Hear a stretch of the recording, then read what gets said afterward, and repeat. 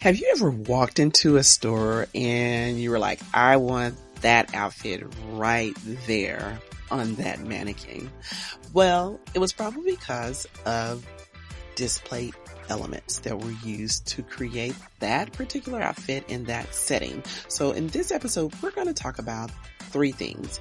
And even though we're talking about three things, this is probably going to be a little bit of shorter episode because these are three simple concepts: display elements, planograms, and touchpoints. So come on into the room. Let's talk about it. You're listening to Marketing Adventure, the hub for business, fashion, marketing, and other CTE educators who integrate marketing into the learning experience. I'm your host, Jackie Walker. Each week, I'll cover marketing education concepts, strategies, tips, trends, frameworks, and other information to equip you to connect your classroom to digital natives while cultivating an engaged learning environment. So come on into the room where your favorite beverage, snacks, and even your cell phone are all welcome. We're going to start this episode off talking about display elements. Those are the items used to display the merchandise that the retailer wants to bring to your attention. So there are three different elements within these display elements. There are fixtures, there are props, and there are mannequins. So let's talk about those three. So for your fixtures come in a wide variety, but your key fixtures are your four-way racks, your circular racks, which could be called rounders, your two-way racks. It could be your shelves. It could be all of those things that house merchandise. Those are considered fixtures. And they're used for a variety of reasons. Your four-way rack is likely going to have a collection.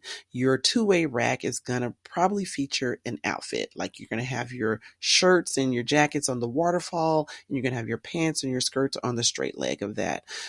Your rounders tend to be used for mass merchandise or sale merchandise. You'll find those at the back of the store generally with merchandise packed onto them. Okay. And then you have your shelves and all those things that are on the walls. So those are all things considered to be your fixtures, and that does not limit what fixtures are. Those are your main fixtures. There are tons of other items that can be used as fixtures to display the clothing. Now, other elements are props. These are items that are used in the store, whether they're functional or decorative.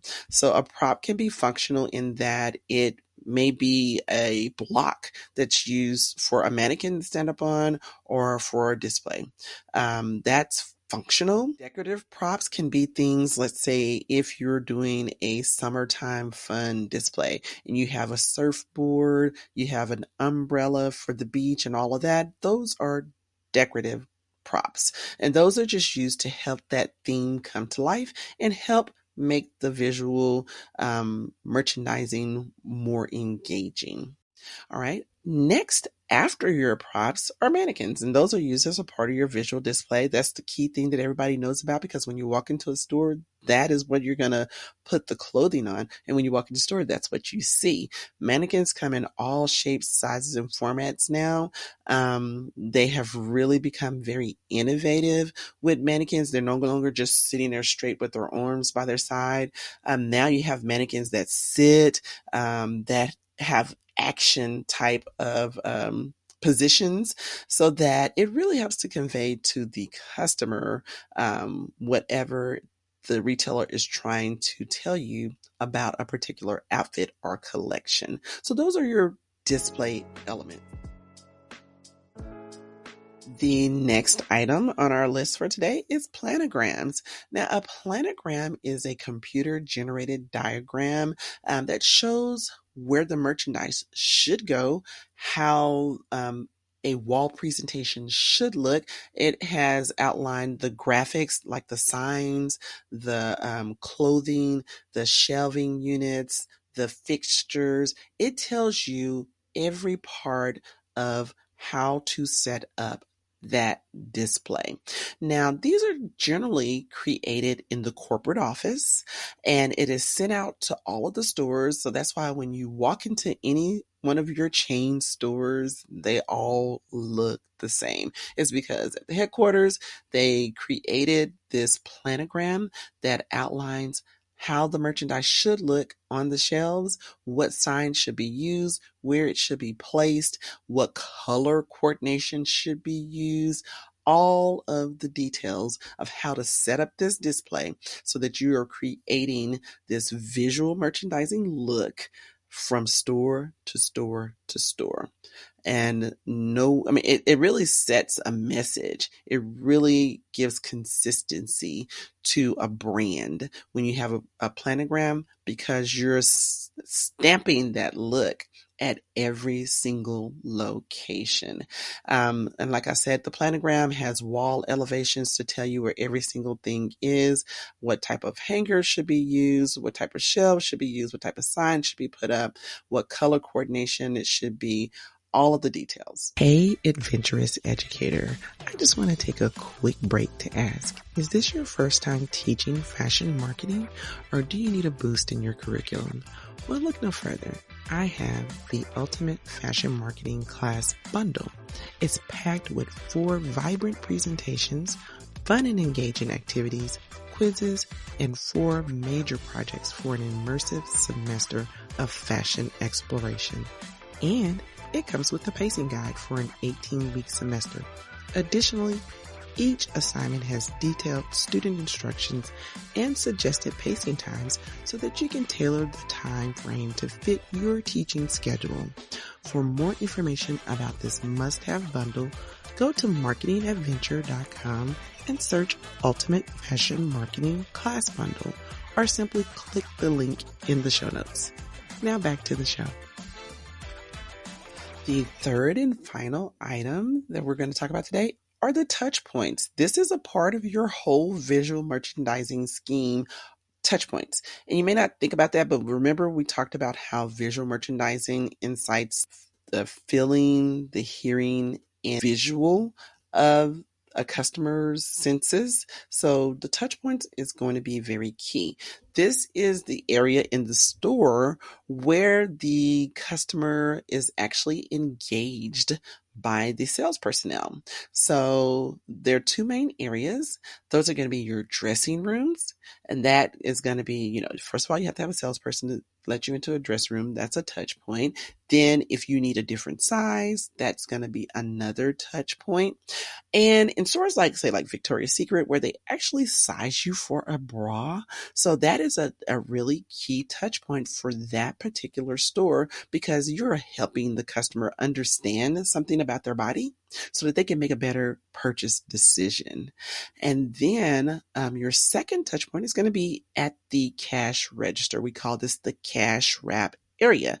So customer service is going to be very key in this environment. Upselling is going to be very key in this environment. Your point of purchase items that you have around, all of those things, gift wrapping, just those personable conversations and engagement. Those are your touch points. And that's why that is wrapped up into this whole visual merchandising idea and concept. So let's just go back over what we covered today. So we covered the display elements, which are your fixtures, your props, and your mannequins. We talked about the planograms, and there's so much more you can go into with planograms because if you start looking at like the different elevations that a store can have with creating their planograms, that is just a whole subject matter of itself. And then we talked about the touch points, which is going to be that feeling where you really engage the customer. And this is really where selling takes place. And we'll talk about that in another episode.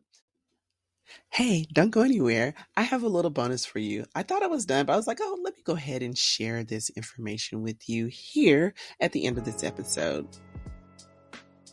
Okay, as I said, I have a little bonus for you. So I'm going to talk about some tools that merchandisers use and some careers in visual merchandising. Now, There are too many tools to name for a visual merchandiser, but a visual merchandiser generally has their staple material that they use as a part of creating those visual elements within a window display or within a store on the interior displays. So they may have their handbag that they carry because around from store to store because visual merchandisers can be used by a company at various stores within a certain area. So they may travel from store to store doing the display for the company. Now, some stores or retailers have visual merchandisers built into their teams at that store, but they're always going to have their tools that they need for the trade. So let's just go over some of those tools that you may find in a visual merchandiser's traveling bag. So some of the things you may find is the wire, like a 20 gauge metal wire. This helps them with striking the mannequins. This helps them if they're doing a flying display. They may also have thread, wire cutter, pliers, an adjustable wrench, Allen wrenches, and so many other things. I tell you what, I have a comprehensive list of some things and tools that a visual merchandiser can use in my visual merchandising PowerPoint, which is going to be a great PowerPoint for you to use in class when you're introducing the concept of visual merchandising to your students. Now, also, there are career opportunities, of course, within visual merchandising. In today's world, that can just cover a lot of different areas. But of course, some of the things that a visual merchandiser can do is create window displays within a store. You can have a visual merchandiser that implements the floor plans within a store and create the planograms to carry out the planogram concepts that have been sent from the corporate office. You can have a corporate visual display creator. So that's a person who is at the corporate office actually creating those planograms, those floor layouts that are implemented at the store level. You can have an independent stylist who actually creates the looks that go on the mannequins. That is a part of visual merchandising. There are so many opportunities within visual merchandising that you may not have thought of. But again, if you take a look at the visual merchandising PowerPoint that I have available, you can also tell your students about these various opportunities, and you'll get to see so many more of the career opportunities listed. But there you have it. Those are some of the tools, some of the careers that are available in visual merchandising. Run right over to my website, grab that visual merchandising PowerPoint so that you can teach your class about the various aspects of visual merchandising. So I do thank you for joining me here today at Marketing Adventure with Jackie. Have a wonderfully blessed day. Thanks for listening to Marketing Adventure. Remember to subscribe, rate, review, and share this episode with someone you think would benefit from the information shared here today. If you have any questions or want to connect with me, find me on Instagram at Marketing Adventure. All links and resources discussed in this episode can be found in the show notes at marketingadventure.com.